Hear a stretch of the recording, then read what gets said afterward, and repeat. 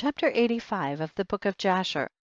And King Arad the Canaanite, who dwelt in the south, heard that the Israelites had come by the way of the spies, and he arranged his forces to fight against the Israelites. And the children of Israel were greatly afraid of him, for he had a great and heavy army. So the children of Israel resolved to return to Egypt. And the children of Israel turned back about the distance of 3 days' journey unto Masarath Beni Jachan, for they were greatly afraid on account of the king Arad. And the children of Israel would not get back to their places, so they remained in Beni Jachan for 30 days. And when the children of Levi saw that the children of Israel would not turn back, they were jealous for the sake of the Lord, and they rose up and fought against the Israelites their brethren, and slew them a great body, and forced them to turn back to their place, Mount Hor. And when they had returned, King Arad was still arranging his host for battle against the Israelites. And Israel vowed a vow, saying, if thou wilt deliver this people into my hand, then I will utterly destroy their cities. And the Lord hearkened to the voice of Israel, and he delivered the Canaanites into their hand, and he utterly destroyed them and their cities, and he called the name of the place Hormah. And the children of Israel journeyed from Mount Hor and pitched in Oboth, and they journeyed from Oboth, and they pitched at Ijah-abarim in the border of Moab. And the children of Israel sent to Moab, saying, let us pass now through thy land into our place. But the children of Moab would not suffer the children of Israel to pass through their land, for the children of Moab were greatly afraid lest the children of Israel should do unto them as Sihon king of the Amorites had done to them, who had taken their land and had slain many of them. Therefore Moab would not suffer the Israelites to pass through his land, and the Lord commanded the children of Israel, saying that they should not fight against Moab, so the Israelites removed from Moab. And the children of Israel journeyed from the border of Moab, and they came to the other side of Arnon, the border of Moab, between Moab and the Amorites, and they pitched in the border of Sihon king of the Amorites in the wilderness of Kedemoth. And the children of Israel sent messengers to Sihon king of the Amorites, saying, let us pass through thy land, we will not turn into the fields or into the vineyards, we will go along by the king's highway until we shall have passed thy border. But Sihon would not suffer the Israelites to pass. So Sihon collected all the people of the Amorites and went forth into the wilderness to meet the children of Israel, and he fought against Israel and Jahaz.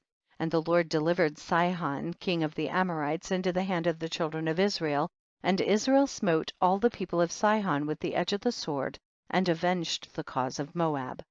And the children of Israel took possession of the land of Sihon from Aram unto Jabbok, unto the children of Ammon, and they took all the spoil of the cities.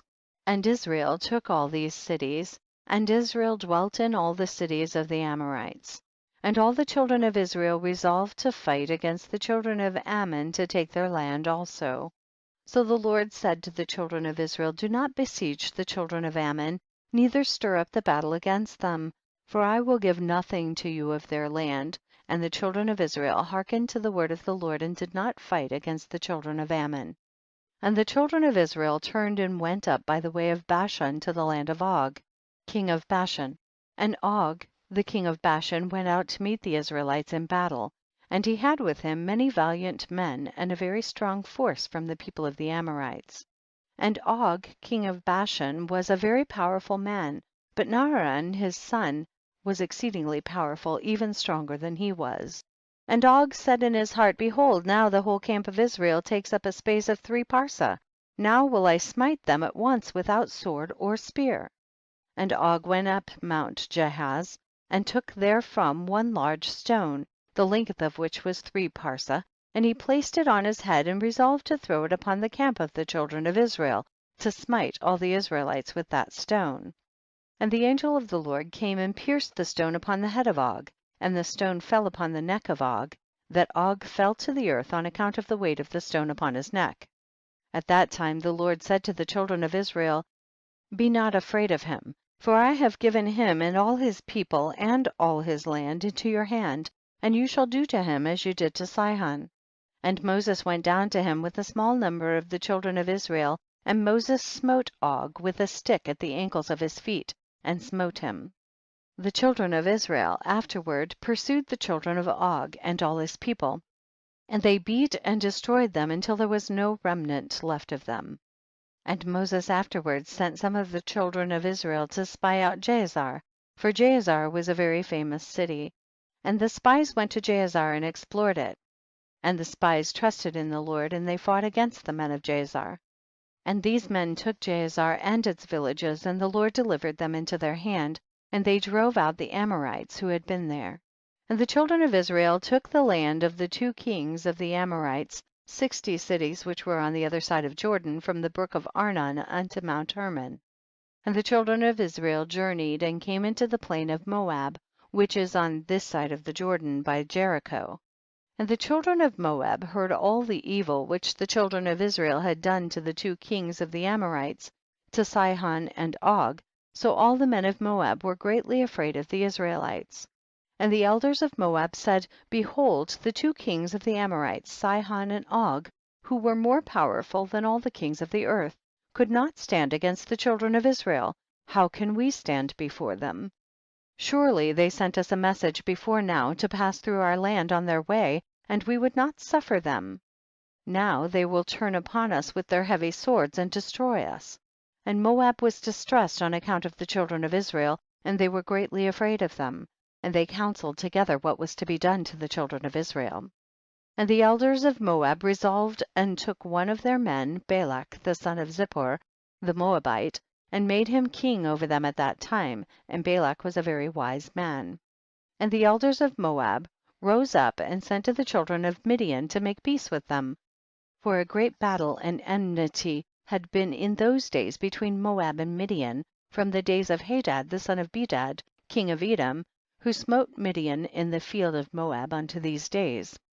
And the children of Moab sent to the children of Midian, and they made peace with them, and the elders of Midian came to the land of Moab to make peace in behalf of the children of Midian. And the elders of Moab counseled with the elders of Midian what to do in order to save their lives from Israel. And all the children of Moab said to the elders of Midian, now therefore the children of Israel lick up all that are around about us, as the ox licks up the grass of the field, for thus did they do to the 2 kings of the Amorites who are stronger than we are.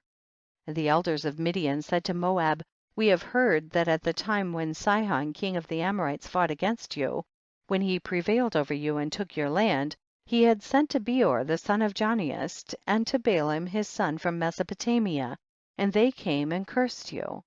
Therefore did the hand of Sihon prevail over you, that he took your land. Now therefore send you also to Balaam his son, for he still remains in his land, and give him his hire, that he may come and curse all the people of whom you are afraid. So the elders of Moab heard this thing, and it pleased them to send to Balaam the son of Beor. So Balak the son of Zippor king of Moab sent messengers to Balaam, saying, behold, there is a people come out from Egypt. Behold, they cover the face of the earth, and they abide over against me. Now therefore come and curse this people for me, for they are too mighty for me. Peradventure I shall prevail to fight against them and drive them out, for I heard that he whom thou blessest is blessed, and whom thou cursest is cursed. So the messengers of Balak went to Balaam and brought Balaam to curse the people to fight against Moab. And Balaam came to Balak to curse Israel, and the Lord said to Balaam, curse not this people, for it is blessed. And Balak urged Balaam day by day to curse Israel, but Balaam hearkened not to Balak on the account of the word of the Lord which he had spoken to Balaam. And when Balak saw that Balaam would not accede to his wish, he rose up and went home, and Balaam also returned to his land, and he went from there to Midian.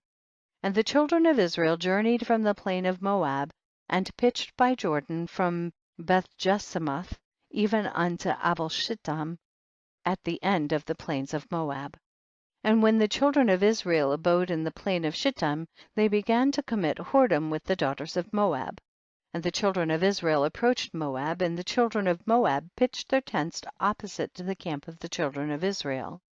And the children of Moab were afraid of the children of Israel, and the children of Moab took all their daughters and their wives of beautiful aspect and comely appearance, and dressed them in gold and silver and costly garments.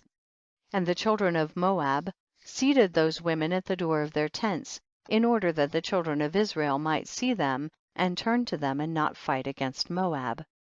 And all the children of Moab did this thing to the children of Israel, and every man placed his wife and daughter at the door of his tent. And all the children of Israel saw the act of the children of Moab, and the children of Israel turned to the daughters of Moab and coveted them, and they went to them. And it came to pass that when a Hebrew came to the door of the tent of Moab, and saw a daughter of Moab, and desired her in his heart, and spoke with her at the door of the tent that which he desired, whilst they were speaking together, the men of the tent would come out and speak to the Hebrew like unto these words: Surely you know that we are brethren. We are all the descendants of Lot, and the descendants of Abraham his brother. Wherefore then will you not remain with us, and wherefore will you not eat our bread and our sacrifice? And when the children of Moab had thus overwhelmed him with their speeches, and enticed him by their flattering words, they seated him in the tent, and cooked and sacrificed for him, and he ate of their sacrifice and of their bread. They then gave him wine, and he drank and became intoxicated, and they placed before him a beautiful damsel, and he did with her as he liked, for he knew not what he was doing, as he had drunk plentifully of the wine. Thus did the children of Moab to Israel in that place in the plain of Shittim, and the anger of the Lord was kindled against Israel on account of this matter. And he sent a pestilence among them, and there died of the Israelites 24,000 men. Now there was a man of the children of Simeon whose name was Zimri the son of Salu, who connected himself with the Midianite Cosbi the daughter of Zur king of Midian, in the sight of all the children of Israel. And Phinehas the son of Eleazar, the son of Aaron the priest, saw this wicked thing which Zimri had done, and he took a spear and rose up and went after them, and pierced them both and slew them, and the pestilence ceased from the children of Israel. Chapter 85.